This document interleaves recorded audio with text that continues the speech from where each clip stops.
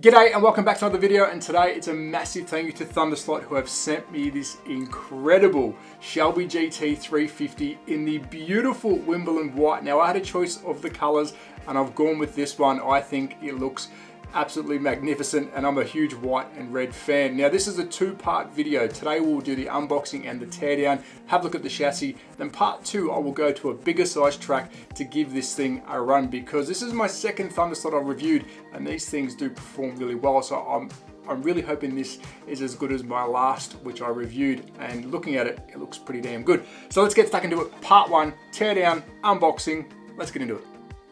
So before we take a close look at this beautiful, stunning slot car, let's have a look at the crystal case. And if you are new to Thunderslot, this is how you receive them. This is the Shelby GT 350, beautiful crystal case, not too big and sitting on a black base. At the back, you've got the Thunderslot logo with the official licensed product by Shelby. Flip it around.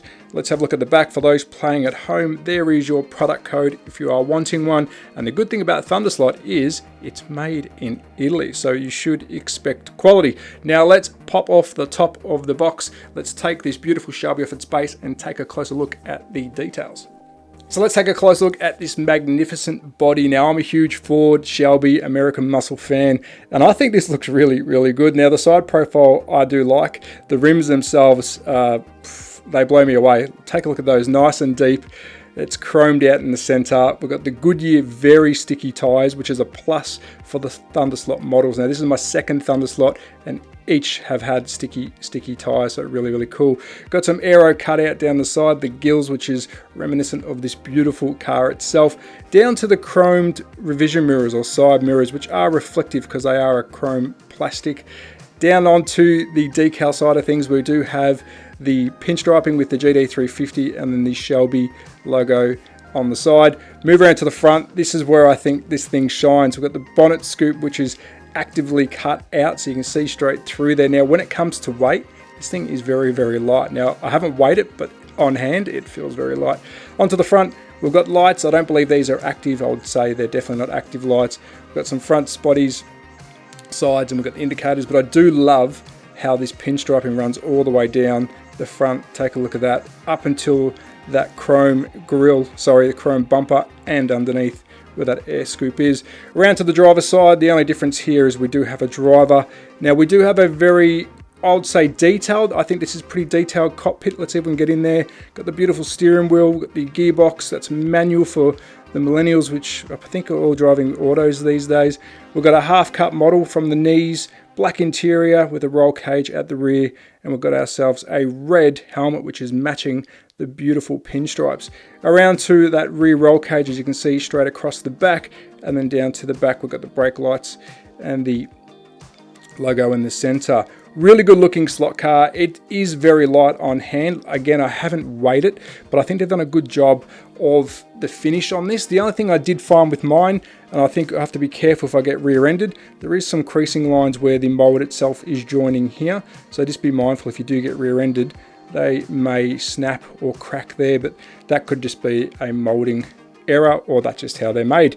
But that's the only thing I can find on the body that I found might be an issue if I get rear-ended, but I think this looks pretty good. So let's take the shell and chassis apart and let's take a look inside. So teardown is completed, but if you are purchasing a Shelby GT350 from Thunderslot, you will need to get yourself some star screwdrivers, because these are not running your traditional screws. So if you don't have a set of hobby star head screwdrivers, you will need to get some, otherwise you won't be tearing this puppy apart. But I just want to quickly show you inside of the shell itself, just to show you some more weight saving going on. As you can see, we've got a very minimalistic cockpit. We've also got the little bum marks where he's sitting, but we've got no legs. But to the touch, this is very, very light. I don't have scales to weigh it, but I'll tell you what, holding this in hand, it is very light. But let's bring in the star of the show, the chassis, because we've got some really cool features on this. And I want to start from the guide itself. Now the guide, I like it. This style of guide is works really well. It's a shark fin style guide. I also like how they've used these 2 grub screws on the front of the guide. That helps keep the connection between negative and positive hard up against the braid itself. A nice little bit of adjustment. And of course you can take that grub out and adjust the length of your braid if you really want to use this as a second function. Now why would I be saying that? Some cars that I've tested before, if it's got too much braid, it will de-slot the car because it's pushing down and pushing the guide out itself. So normally you could just chop it, but if you're trying to do a quick pit stop, you can unscrew those 2 little grub screws, pull the braid out quickly, readjust the size, and off you go. And then of course once you're finished, if that's the length that this car likes, then you can chop the braid. So yes, is that a real second function? No, but that's what I'll be using it for as well, but a smart little design. It is a 2-piece chassis, as you can see from underneath. We do have the motor pod itself and rear in one, and I've got the 2 sides here with full adjustments at the rear. Also, I do like about this, where the chassis and shell meet, we do have some little bump stops, little O-rings, and that should hopefully stop some vibration and maybe some body float, but I'd like to know your comments. Do you think that's a necessary add-on? I do, but it's a nice little touch by Thunderslot. Now let's talk motor. We are talking about the Mach 2105, 21,500 RPM at 12 volts. Now that is enough kick. That's for a very light car. I've got a funny feeling this thing is going to hoof down the road. And gearing, we do have nylon gearing at the rear. And when we're talking rear hubs and front hubs, we do have fully adjustable with the grub screws, as you can see right here. So a really well set up car. The other thing it is missing is magnets, so you will need to add your own magnets or weight, or you can try and run it as is, which I think giving you that option to run mag or non-mag, really cool. And if we're talking digital, I mean, we do have some holes here. We do have another hole here. I dare say you'll be able to retrofit digital plugs in here if you use your skills. So there we go, that's the chassis. Here is the shell. Let's put it back together, and like I said, in the future, we'll give this a run around a decent sized track. So I did forget to mention about the motor itself. It is a sidewinder, but not your traditional sidewinder. As you can see, it's on a slight angle if you line it up with the rear axle, and this is quite unique to the Thunderslot chassis. So there you go, a sidewinder with a slight angle.